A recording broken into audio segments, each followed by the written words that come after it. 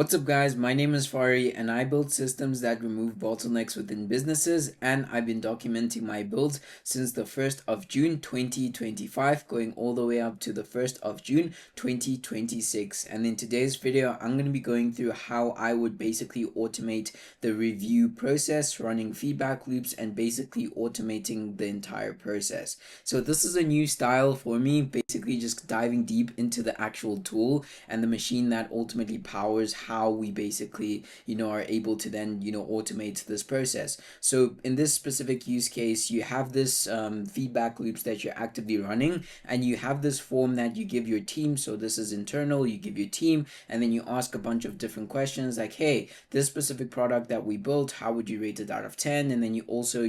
categorize that based on the keywords that you have for that specific project as well. And then through that, you also just have a different number of fields, so basically name, surname, different information fields. And then through that, you're then able to then use this process. So basically the main or the core principle of this is basically automating the entire capturing and also notification process of this review process. So it ultimately starts over here where we basically have a simple type form response. So basically your team comes in and then they fill in this type form, they put in their name, surname, or maybe their company ID number or whatever the case may be, and through that automatically picks up the different fields, and that also just moves on to the next stage, which is then creating the internal feedback record. So here we basically create the record for the internal feedback, so that we're also just inputting it into the Airtable or whatever CRM or database you're using for the specific capturing of the information. So basically the core principle here is you have this form that basically feeds into this database that has everything that your team basically runs its feedback loops off of. And then from there you basically creates the internal record for the feedback loop,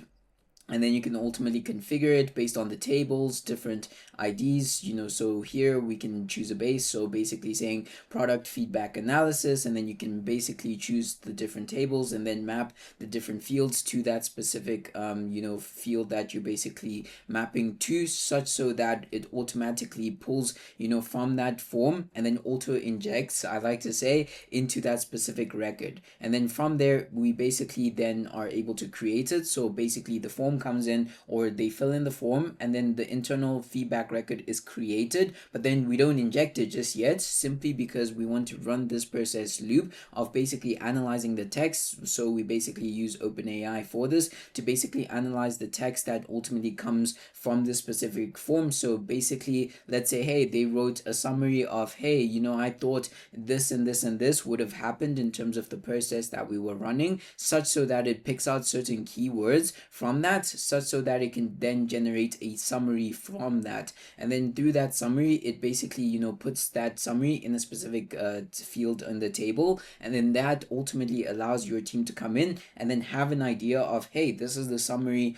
of the specific internal feedback that we've gotten, such so that we can then categorize that by different keywords, and then also just put that in the records, such so that on Airtable you can also just create an interface. So for example, if you're also just targeting, or you're basically scoring as well, you can use that to basically create a chart. So basically you can create a chart on Airtable that ultimately allows you to see different data, so you can visualize the data through the Airtable interface, and then over that you basically just run this loop. So that is the key part of just analyzing the text. And then from being able to analyze the text, that is the core function, how it ultimately plays a role into the database as well. But that means that you also after that specific step, you then automatically, or you then allow for this automation to basically find the feedback record to update. So this is also just the feedback record that it automatically needs to update.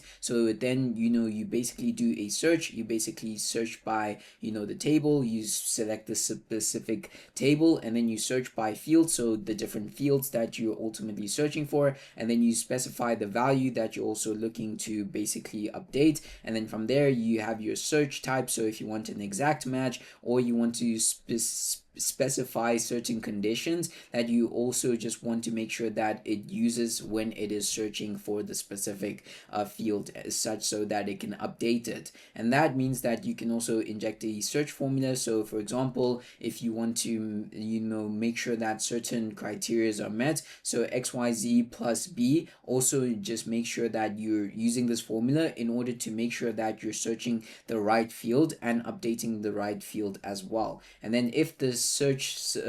is successful, then this is what is supposed to happen. And if it's not successful, then you can also just run this specific step to say, hey, this, if it is false, then you run status is stopped or halted. So basically you stop the entire process from running, such so that you don't have any, you don't have it update unnecessarily, such so that you have those mechanisms that also allow you to then stop, so it's not just continuously running. So what you can do in this specific step, you can basically check the ID, so basically checking if the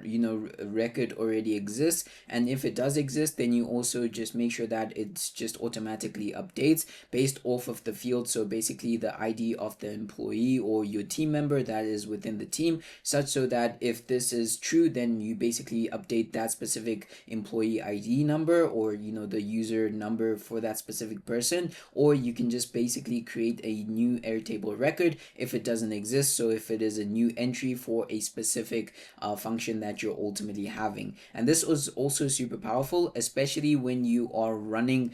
different feedback loops by segment, so basically product feedback loops for a specific product. I think that is also super valuable in terms of just building those specific feedback loops that run specifically for specific projects that you may be running on, such so that you can just automatically update as time goes on. So you can even break it up by segments to say, hey, in the first part of the project, we're going to run these loops that ultimately allow us to understand how we're building, and then as time goes on, we can automatically update these feedback loops, such so that we're keeping and staying ahead based on the current stage of the project, and that we're also just running these feedback loops such so that we're making sure that this project is as successful as it possibly can be by understanding the different factors that also play a role to this. But then we can also update feedback records with analysis. So basically this is the analysis that we've ultimately gotten from the specific ChatGPT that we're using in this specific instance. So the summary that we may have, we can basically then use this to then update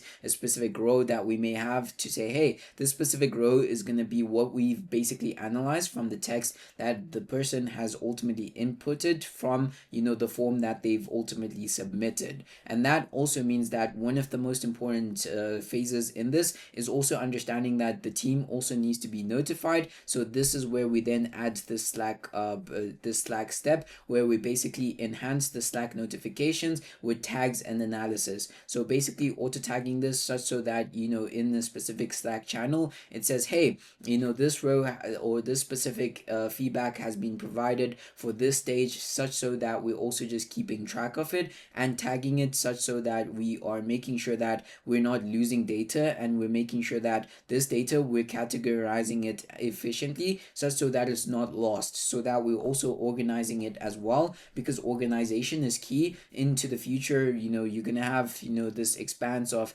context, and you want to make sure that you have as much context as you possibly can have, such so that you're just running this and making sure that this process, if someone needs to find something, that they can find it within a Swift, such so that you're just making sure that the team is up to date. And if you need to find something, you also have this tagged and also just analyzed based off of the date, time, and also making sure that you have timestamps as well, because timestamps are also super important in terms of making sure that you understand, hey, this data or the specific feedback was given on XYZ date, such so that you can then refer back to that specific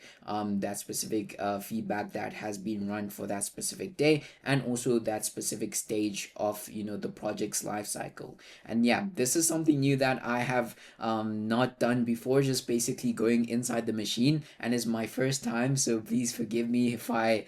kind of didn't explain a lot of things as clearly as I possibly normally would have. But also just running that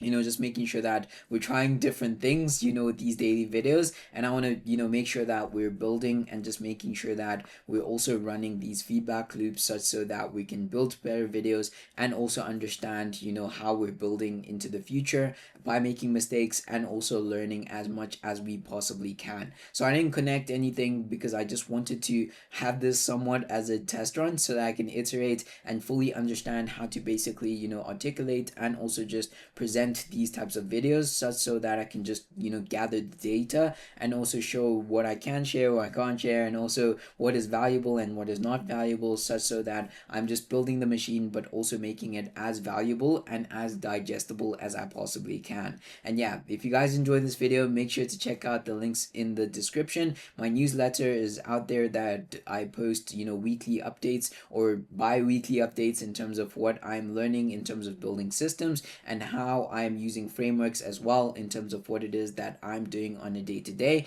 And if you also just want to connect with me, X, LinkedIn, Instagram, also in the description. And I will see you guys in the next video.